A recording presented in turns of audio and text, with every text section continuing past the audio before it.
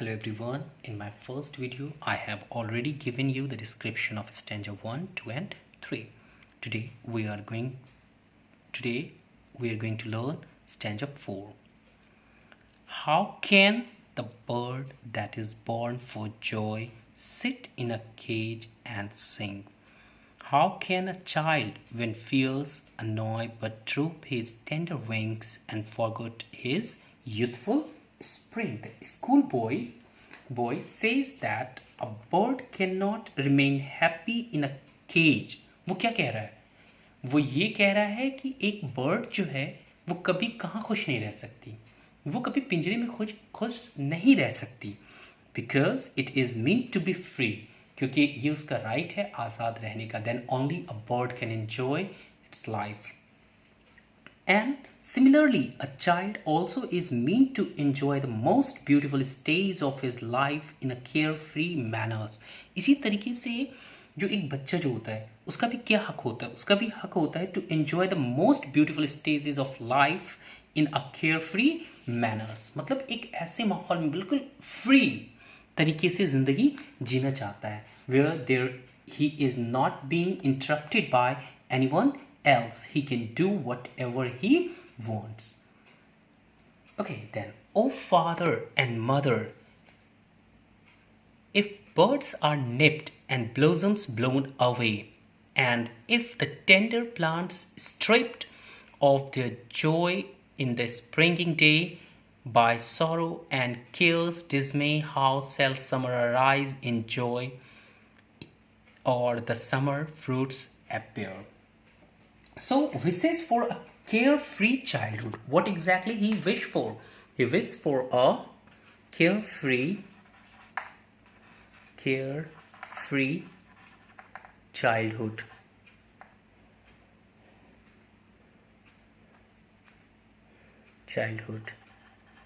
He wishes for a carefree childhood.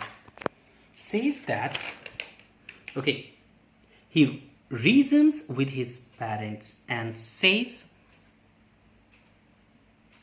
that if the nature is stripped of its true spirit and the plant are not permitted to grow, what he said, look, there he is giving the reason.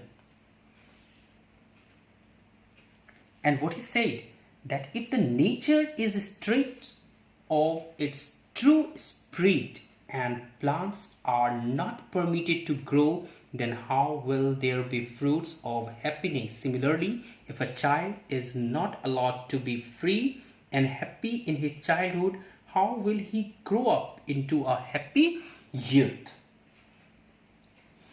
तो देखो उसने क्या कहा कि nature की जो सही मायने जो क्या कहोगे तुम, जो सच्ची आत्मा जो होती है, अगर तुम उसको उससे अलग कर दोगे तो क्या हो जाएगा? तो फिर जो भी चीज़ें हो रही है नेचर में वो सारी चीज़ें क्या हो जाएंगी? स्टॉप हो जाएंगी. जैसे इसको समझने के लिए कुछ ऐसा ही समझ लो, जब तक ह्यूमन का इंटरफेरेंस था नेचर में तो बहुत तरह के क्या हो रहे थे, प्रॉब्लम क्रिएट हो रहे थे.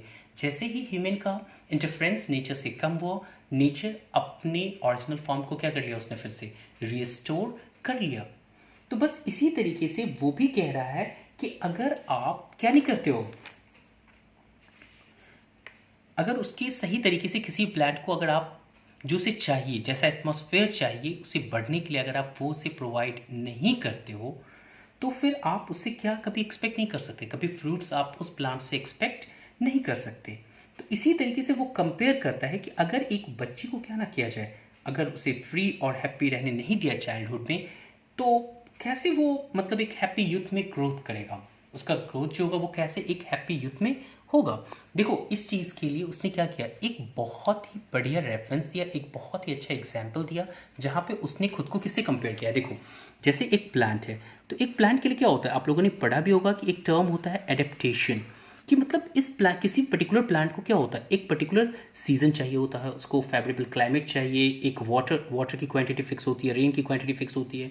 तो कहने का मतलब अगर ये सारी चीज़ें उस प्लांट को नहीं मिलेगी तब वो कभी भी ग्रो नहीं कर पाएगा.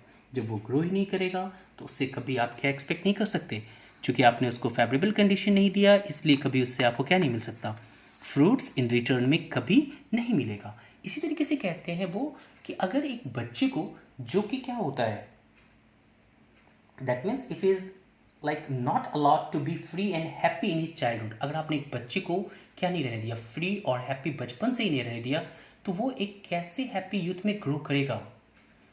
ठीक है, कैसे वो एक हैप्पी यूथ में चेंज होगा? क्योंकि बचपन से ही उसके ऊपर क्या होता है, एक पीर प्रेशर होता है ना। जैसे पीर प्रेशर क्या होता है कि अभी से ही जैसे ही आपने पढ़ना शुरू किया, पेरेंट्स की एक्सपेक्टेशन होती है कि बेटा आपको ये करना है, आपको वो करना है, लेकिन बच्चा चाहता है कि एक बिल्कुल एक केयर फ्री होना चाहिए, फ्री एटमॉस्फेयर होना चाहिए, where parents must permitted their young ones to do what exactly they want to do in their life. They should not enforce them to do what exactly they wanted him to become. ठीक है, मतलब ये होता है कि generally देखो क्या होता है ना कि मतलब पेरेंट्स की जो एक्सपेक्टेशन होती है बच्चों से, उस अकॉर्डिंगली हमें नहीं वर्क करना है। हमें किस चीज़ के तरीके से चलना चाहिए, हम इस तरीके से चलना चाहिए कि हम क्या चाहते हैं। क्योंकि देखो जिस चीज़ में आपका जिस चीज़ को आप बहुत एंजॉय करते हो, जिस चीज़ में आपका इंटरेस्ट होगा, आप उसमें अपने फ्यूचर को बहुत अच्छा कर सकोगे।